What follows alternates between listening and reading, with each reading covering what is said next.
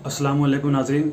कुरान के लफ्ज़ी तर्जुमे के पिछले एपिसोड में हमने सूरह अन्निसा की आयत नंबर 61 से 80 तक का लफ्ज़ी तर्जुमा बयान किया था। आज इंशाअल्लाह हम उसके आगे का तर्जुमा बयान करने जा रहे हैं। तो मैं शुरू करता हूँ। आऊज़ु बिल्लाहि मिनश शैतानिर रजीम, बिस्मिल्लाहिर रहमानिर रहीम। वे अपने मुँह से तो ये कहते हैं कि हमने माना, फिर जब बाहर जाते हैं आप सल्लल्लाहु अलैहि वसल्लम के पास से तो उनमें से एक गिरोह रात को उसके खिलाफ मशवरा करता है जो वे कह चुके, और अल्लाह लिख लेता है।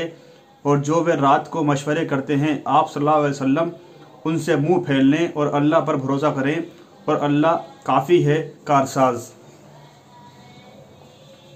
फिर क्या वे कुरान पर गौर नहीं करते, और अगर अल्लाह के सिवा किसी और के पास से होता तो उसमें ज़रूर बहुत इख्तलाफ पाते।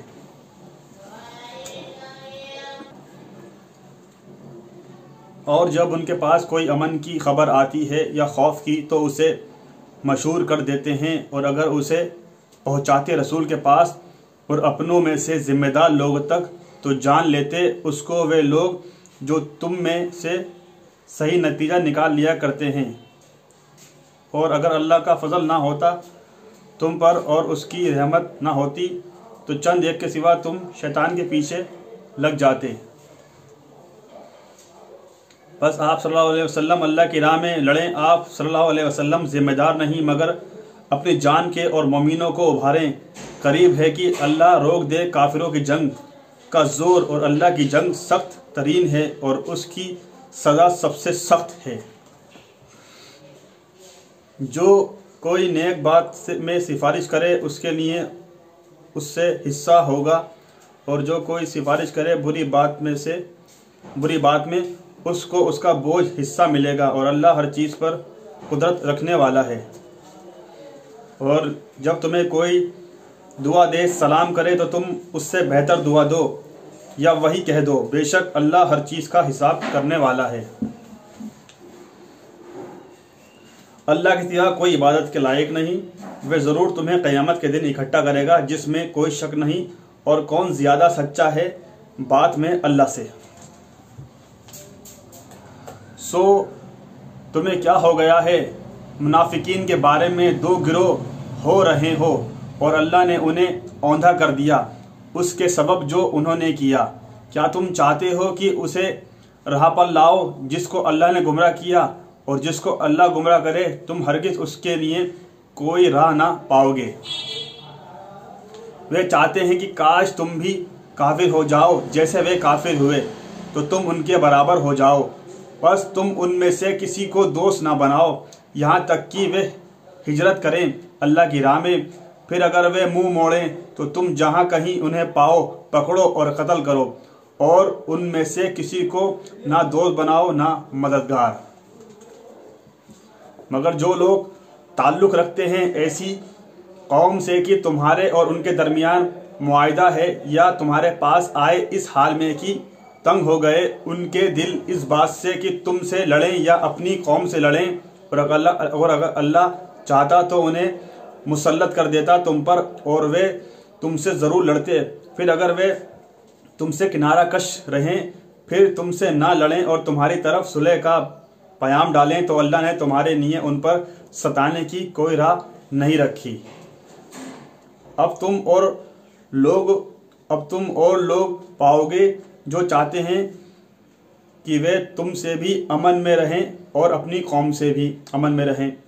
जब कभी फितना फसाद की तरफ बुलाए जाते हैं तो उसमें पलट जाते हैं। बस अगर तुमसे किनारा कशी ना करें और वे ना डालें तुम्हारी तरफ पैगाम सुलह और ना रोकें अपने हाथ, तो उन्हें पकड़ो और कत्ल करो जहाँ कहीं तुम उन्हें पाओ। और यही लोग हैं जिन पर हमने तुम्हें खुली सनद हुज्जत दी।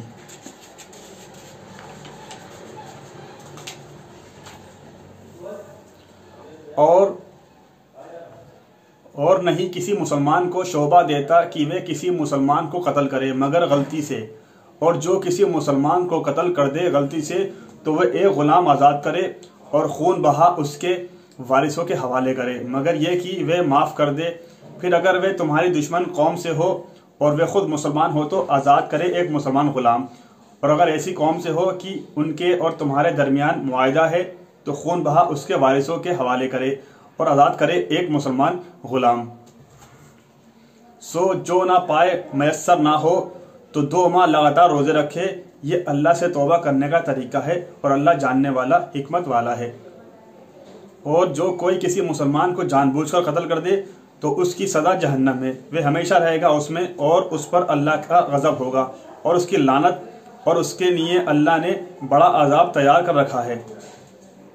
ए ईमान वालो, जब तुम अल्लाह की राह में जिहाद के लिए सफ़र करो तो तहकीकात कर लिया करो, और जो तुम्हें सलाम करे उसे ना कहो कि तुम मुसलमान नहीं, तुम चाहते हो दुनिया की ज़िंदगी का सामान तो अल्लाह के पास बहुत गनीमतें हैं, तुम उसी की तरह थे।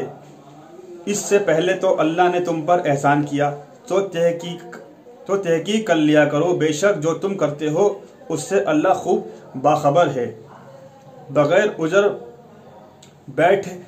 उज़्र बैठे रहने वाले मोमीन और वे बराबर नहीं जो अल्लाह की राह में अपने मालों और अपनी जानों से जिहाद करते हैं। और अल्लाह ने फजीलत दी दर्जे में अपने मालों और अपनी जानों से जिहाद करने वालों को बैठ रहने वालों पर, अगरचे हर एक के लिए अल्लाह ने अच्छा वादा फरमाया है। और फजीलत दी अल्लाह ने मुजाहिदों को बैठ रहने वालों पर अजर अजीम के एतबार से। उसकी तरफ से दर्जे हैं और बख्शीश और रहमत, और अल्लाह है बख्शने वाला मेहरबान। बेशक वे लोग जिनकी फरिश्ते जान निकालते हैं उस हाल में कि वे जुल्म करते थे अपनी जानों पर, वे फरिश्ते कहते हैं तुम किस हाल में थे? वे कहते हैं कि हम बेबस थे इस मुल्क में। फरिश्ते कहते हैं क्या अल्लाह की ज़मीन वसी न थी, बस तुम उसमें हिजरत कर जाते। सो यही लोग हैं जिनका ठिकाना जहन्नम है और वे पहुँचने पलटने की बुरी जगह है। मगर जो बेबस हैं, मर्द और औरतें और बच्चे की कोई तदबीर नहीं कर सकते और ना कोई रास्ता पाते हैं। सो उम्मीद है कि ऐसे लोगों को अल्लाह माफ़ फरमाए, और है अल्लाह माफ़ करने वाला बख्शने वाला। और जो अल्लाह के रास्ते में हिजरत करेगा वे पाएगा ज़मीन में बहुत वाफिर जगह और कुशादगी। और जो अपने घर में हिजरत करके निकले अल्लाह और उसके रसूल की तरफ, फिर उसको मौत आ पकड़े तो उसका अजर अल्लाह पर साबित हो गया, और अल्लाह बख्शने वाला मेहरबान है। नाज़रीन, आज हमने सूरह अन-निसा जो कुरान की चौथी सूरा है उसकी आयत नंबर 81 से 100 तक का लफ्ज़ी तर्जुमा बयान किया। आप इन तर्जुमों को शेयर करते जाइए, आवाम में फैलाते जाइए। अल्लाह ताला इसके ज़रिए से आपकी और हमारी हर जायज़ तमन्ना को पूरा करे, और हमारे ऊपर जो आपके और हमारे ऊपर जो भी मुसीबतें परेशानी हैं अल्लाह ताला उन सबको हमारे ऊपर से हटा ले। बस इसी के साथ मैं आपसे जाता हूँ। अस्सलामु अलैकुम व रहमतुल्लाहि व बरकातुहू।